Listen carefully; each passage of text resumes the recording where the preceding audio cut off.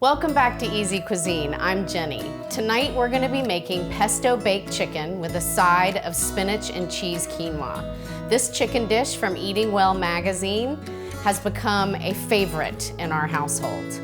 The combination of pesto, mozzarella cheese, and tomato creates delicious, moist chicken every time. My son loves the spinach and cheese quinoa. It's a great way to pack in extra veggies and side dishes for kids. All right, here we go. I've got 4 pieces of boneless, skinless chicken thighs so that they're covered. They're not gonna splatter everywhere when I take the mallet to them. So I have this, which has a tenderizer on one side and a flat end on the other. If you don't have one of these, you can use like the side of a soup can, anything that's hard and sturdy that you can bang against the meat.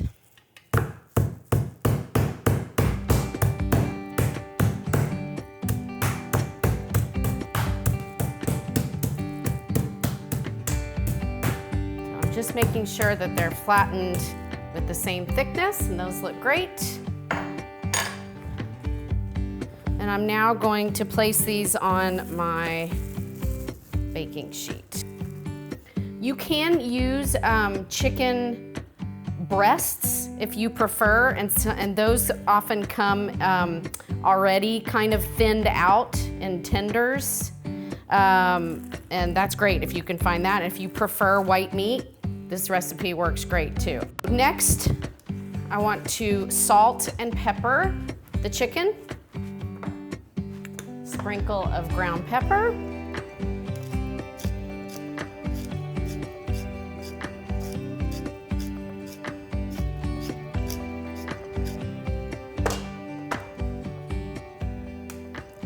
And I'm gonna use about 1/4 cup of pre-made refrigerated basil pesto. You can use any kind of pesto that you want. They all work, but the basil pesto is delicious with this. So I'm just gonna spoon out a little bit of pesto onto each piece of chicken. So now we're gonna wanna slice up some tomatoes so that you have 2 slices, about 2 slices on each piece of chicken.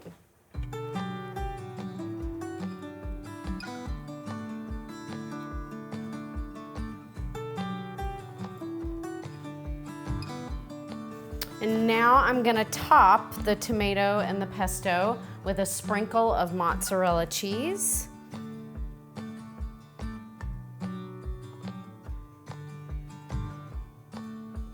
And this, when it bakes in the oven, just gets all bubbly and brown and melted, and that pesto starts to release its oils, and oh, it comes out so juicy and wonderful.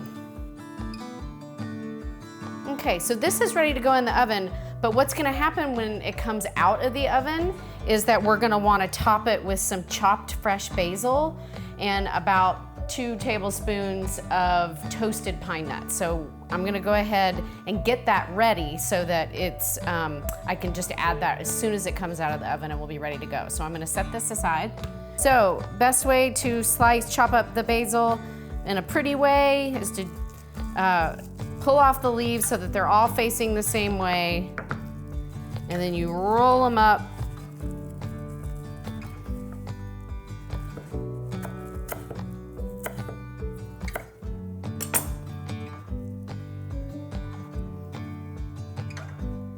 And now we're gonna come over to the oven, the stovetop, and I'll show you how to toast pine nuts. Got about 2 tablespoons. Pine nuts, I'm gonna put this on medium.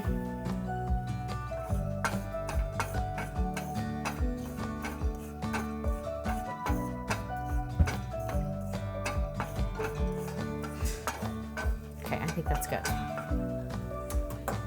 All right, I'm gonna put these back in this bowl so that they're ready when the chicken comes out of the oven.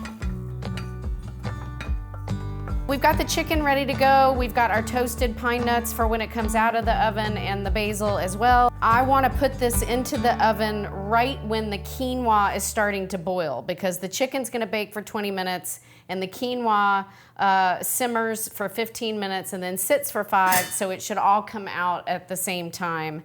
And I'm going to show you how to get the spinach and cheese part of the quinoa going as well. So to get this going, we've got 1 cup of dry quinoa. And then we need 2 cups of liquid. I like to use 1 cup of water and 1 cup of broth to give it a little more flavor. And this goes on top of the stove on high till it starts to boil, and then we're gonna cover and turn it down to medium low to simmer. And at that point, we'll put the chicken in. Okay, the quinoa is boiling. So I am going to put the top on it and reduce it down to medium low and set my timer for 15 minutes. So I'm also going to set a second timer for 20 minutes for the chicken, and I'm going to go ahead and get that in.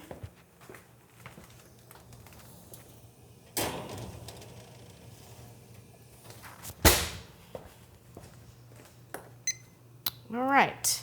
So while those are cooking, we want to get the base of the spinach and quinoa dish together.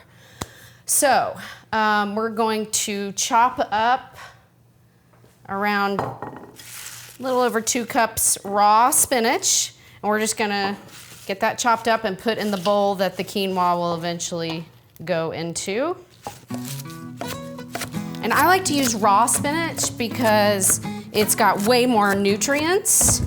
And once we put the hot quinoa directly on the chopped raw spinach, it will wilt it enough to mix it in, but it will hold so much more of the nutrients into the quinoa. So I've chopped up 2 cups of raw spinach into the bowl where the quinoa is gonna go.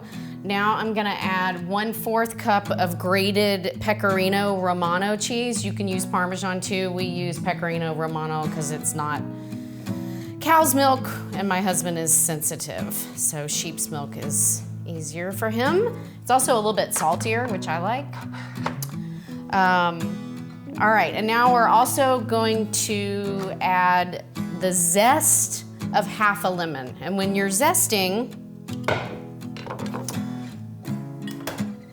you want to just do the yellow part. Don't get down into the white stuff because that gets a little bitter. So we're just doing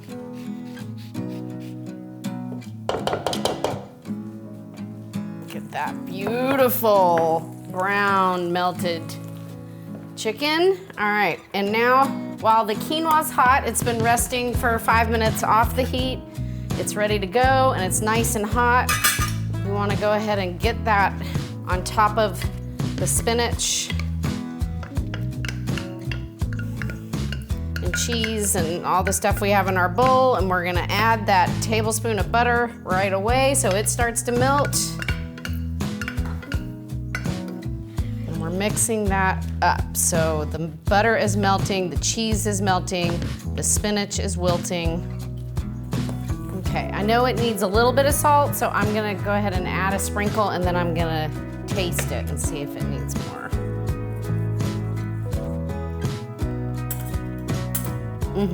Perfect. Okay, so we've got our quinoa ready to go. And now we just need to add our basil, a little bit of basil.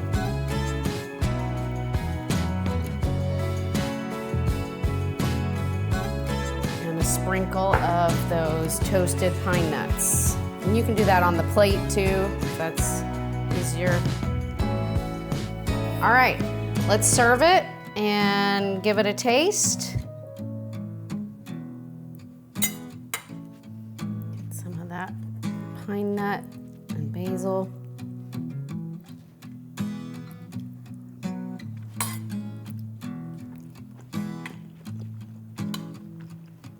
Such moist chicken with that pesto and mozzarella and that tomato and the quinoa with the cheese.